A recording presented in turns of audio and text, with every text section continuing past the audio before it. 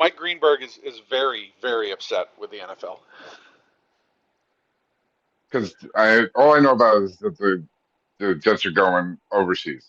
That's all No, I all because right, I don't so care. that's But that's not a big deal. I mean, I'm sure there are people upset okay, about that because London games are tough, but it's a London game against the Vikings. I think that's good for the NFL. yeah, So last year, Monday night, opening week of the season, Leonard Floyd tackles Aaron Rodgers and he tears his Achilles and is out for the season. Just laying I groundwork. have a vague recollection. Yeah, yeah. um, so this season, the Jets open week one on Monday Night Football against the Leonard Floyd containing San Francisco 49ers. Hey, yeah. I mean, I understand, and listen, Greeny is one of the all timers at what he does. Um, and thank you, Greeny, because now you've also trickled down content to us. So you're the man, Greeny. And I went to the same high school, so we're cool. Um, but I mean, dude, seriously, like, okay. I mean, I just really hope our line's better, and that Aaron Rodgers doesn't.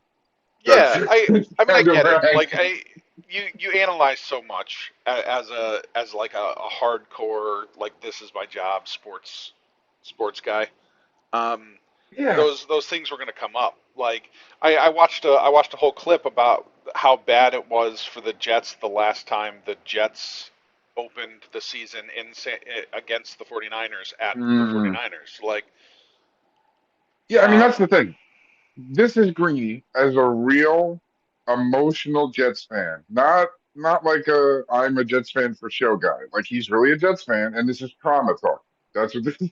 This is like this is a bunch of pain flashing in his head and going like, no, don't do this yeah. to me, which is really reflective of the Jets fans' process and general approach to life. Mhm. Um, And I mean, I get why the NFL would do it. Like, it all makes sense. Like, it's a big game. yeah, As Salah yeah. against his old team, couple of the Jets players against their old team. I got to stop you for a minute. I was listening to the Podfather Bill Simmons, and he was talking to Mike Lombardi, who I love because Mike Lombardi is a hot take guy, but he's not. He believes strongly everything he's saying. He's just a little kooky, like, and Okay. not in a bad way. Like, but they were basically dunking on Salah. Like he has this position. Bill Simmons' primary criticism of the Jets, and keep in mind he does it a fair amount cynically to piss off Jet fans and his friends, in my opinion. But he's like, if you guys are win now, why didn't you fire Salah and hire a real coach? And I don't. And Lombardi calls Salah a cartoon character, and I'll acknowledge a little bit of cartoonishness. Like he is certainly a character, right? Hmm. Um, and they're from the worship of Bill Belichick school, Hmm. where you're supposed to be a curmudgeon shithead all the I time, mean, right? Like Salah that's what a good Salah coach is looks like. definitely like defensive NFL defensive coordinator straight out of Central Casting. Yeah. Um, but I think of like when I am like I get why criticizing him is easy, but then I look at like the teams he's had, and I don't know who would have gotten more wins out of them last year. Yeah, I, I I mean, someone who was willing to fire Nathaniel Hackett. it's not his call though, is it? Like we don't know. We don't I know if don't. that's his Yeah, I call. mean, we don't know what the percent. Like he might not get a vote, but I'm sure he gets a voice. And if that voice were loud enough, you know, Yeah, um, yeah.